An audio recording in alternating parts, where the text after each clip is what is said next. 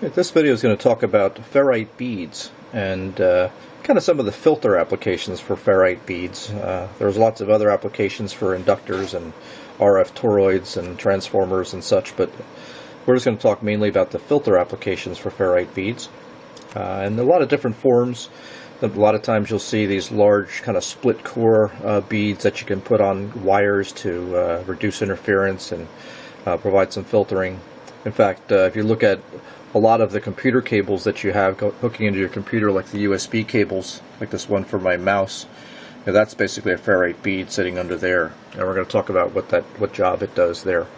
You'll also see sometimes, just simple little cores like these guys here.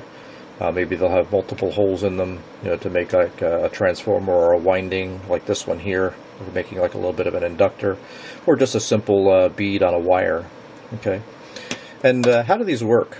The ferrite material is a high permeability material, so it makes it easy to get larger value inductors when you make a winding out of them. But also, at higher frequencies, they introduce loss. And what that means is that at high frequencies, they essentially start to look like resistors. Okay, so they're not really ideal inductors anymore. They really just look more and more resistive.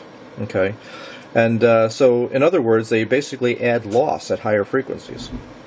And sounds like a nice thing when it comes to doing filtering. And just to kind of show you the effect of that, I've got a simple little setup here. My signal generator is set up to do a sweep. Let's see, from 10 kilohertz to 40 megahertz. Okay, and I've got this going into this little block down here that has, basically the signal coming in, going through this wire, coming back out again, and then up into the scope. And I've got the scope set to look at that. That's the whole sweep. So essentially the signal that's here, okay, is running at 10 kilohertz, and then it's sweeping all the way up to 40 megahertz at the other end.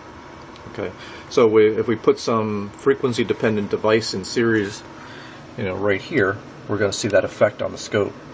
So in fact, what I can do is if I reach over here and grab one of these ferrites, I'm just going to grab one that's easy for me to deal with in my hand. So it's got two holes in it, but I'm only going to use one.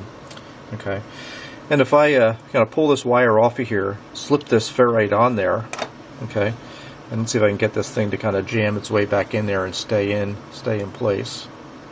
Okay, so now that that ferrite is just on the wire, I didn't do anything else other than put the ferrite on the wire. Let's look at the scope. You can actually see that the response now, at 10 kilohertz is really not affected, but I get out to about 20 megahertz here, and I've lost some amplitude. I go out, and you can see it's kind of flattening out. But with doing nothing more than slipping this ferrite on the wire, I've introduced some loss, and that's mainly because that's essentially a series resistor at those frequencies. In fact, if you add more cores, it just gets better. So if I take and open this guy up, throw another core on here, okay, and see if I can make that guy stick. And now I look at the scope. Now I can see by the time I get to the middle of the screen, which is about 20 megahertz, I'm down about half the signal amplitude, or in this case that would be 1/4, less than half the power, 6 dB down, right? So just by slipping some ferrite cores on there. Now if you take and put some windings through a core like this one here, that makes it a lot more effective.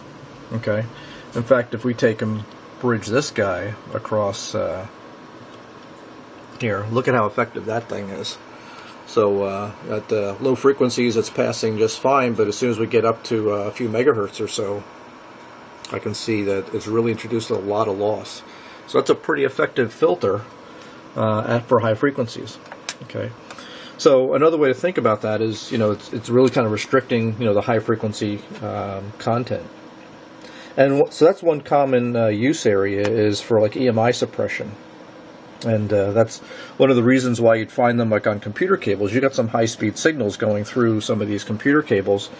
And if you've watched my video where I talked about the frequency content of square waves, you'll know that the faster the rising and falling edges, the higher the frequency content you have. So let's look at that same effect and how the ferrites will affect the high frequency edges or the high speed edges of signals. So I'll switch my signal generator over here to a square wave that's continuous. Okay, let me connect up my wire here again. And if we go to the scope and kind of speed this up here, I can see, let's turn the brightness down to the scope here. Okay, so I can see some really pretty fast edges on this this square wave here. In fact, so fast I can't really see them. Okay, in fact, it's got about 2 nanosecond edges if I kind of speed the scope way up.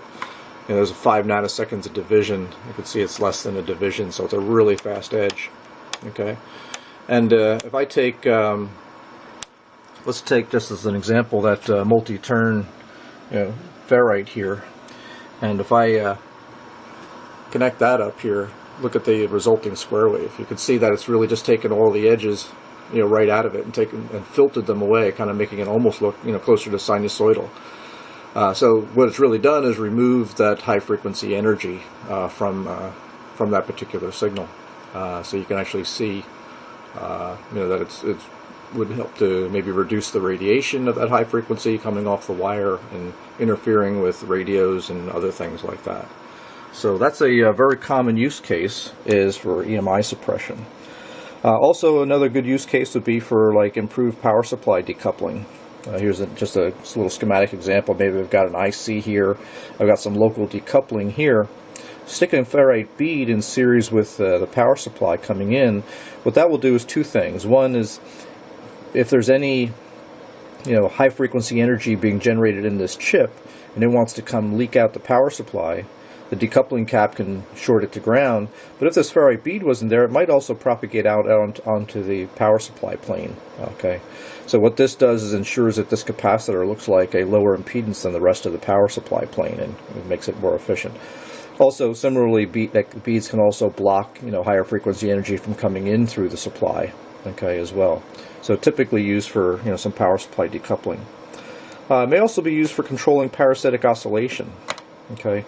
Those of you that may remember a video that I did about a year ago, where we talked about this circuit here. Let me kind of move over it. And the concept in the video was talking about analog oscilloscope bandwidth considerations. Meaning, how much bandwidth do you need in your scope to measure, whether you're working on audio signals or whatever. And I built this little circuit here, which this is a simple audio oscillator. This oscillates at about 2.5 kilohertz or so. But it also had a parasitic oscillation in it. And so if we kind of switch the scope over to look at that, I've got the circuit built up right here. And if I switch my scope over to look at this, okay, let's kind of get this kind of going here. All right. So you may remember some of these waveforms if you looked at that video. I'll put a link to it in the notes there below the video. And what we're looking at is the base and collector voltages of this circuit down here. So I'm looking at the base right here and the collector voltage here. So the collector, we're just seeing that oscillation, or the regular sinusoidal oscillation as intended. On the base, we're seeing this thing burst into a high frequency oscillation, here and here. And the point of the previous video, to talk about bandwidth, was that if the bandwidth of the scope was less, like 20 megahertz, I wouldn't see that oscillation where it really is there if I go to full bandwidth. So I talked about a way to kind of get rid of that oscillation. And when you're dealing with bipolar transistors, it's often necessary to have some lossy impedance in at least 2 of the 3 nodes. And in this case, I really only have it in 1. And what I did in that previous video is I added a little bit of resistance in series with the base, an actual physical resistor. But the same thing can be accomplished with the ferrite bead. Okay, so very easy to see the oscillations here. If I come down and look at the circuit, okay, there's the circuit built up on the board. I'm using a simple 2N2222 transistor right here. Okay, and then here's my capacitors and the resistors and such. So I've got a ferrite bead just laying here. If I pick this transistor up, okay, and I'm going to go slip that ferrite bead over the base and slide it back in. Okay, now with that on the base there, without doing anything else, that oscillation is now completely gone. Everything is nice and clean. Because essentially what's happened is, by putting that ferrite bead, right here in the base, I've introduced some loss at that very high frequency. This thing was oscillating at about 200 megahertz. So now, at 200 megahertz, there's this lossy element in here, adding some delay and reducing that signal amplitude, that 200 megahertz signal amplitude, to the point where it doesn't induce an oscillation anymore in there. So sometimes you'll see circuits that have got ferrite beads, sitting on a lead, and that is most likely why, is just to suppress, some parasitic oscillation like that. So that's another kind of important application. Also, to reduce RF coupling, from circuits. I mean, if you're designing like an audio amplifier for a microphone that goes into an RF transmitter, you might use some ferrite beads on the power supplies and on the audio lines to keep the RF signal from coupling back into the amplifier itself. Now, there are different material types. Sometimes they're called the mixes. And these different mixes are good for different frequency ranges. So you'll see mixes like 43, 31, 77. There's a whole series of numbers. And each of these mixes are good for particular frequency ranges. So what you probably want to do is kind of look at some of the more popular manufacturers, like Ferrite is one, Fair-Right, Ferrite, Amidon, Murata. There's several other manufacturers. But they've got a lot of application information about, which mixes or which material mixes are suitable for various frequencies that you might be operating with. So you may want to consult some of their website material as well. So anyway, I hope this was a good introduction to what ferrites are and some of the applications of where they can be used for EMI suppression, like limiting the speed of some edges that so they don't radiate a lot of energy.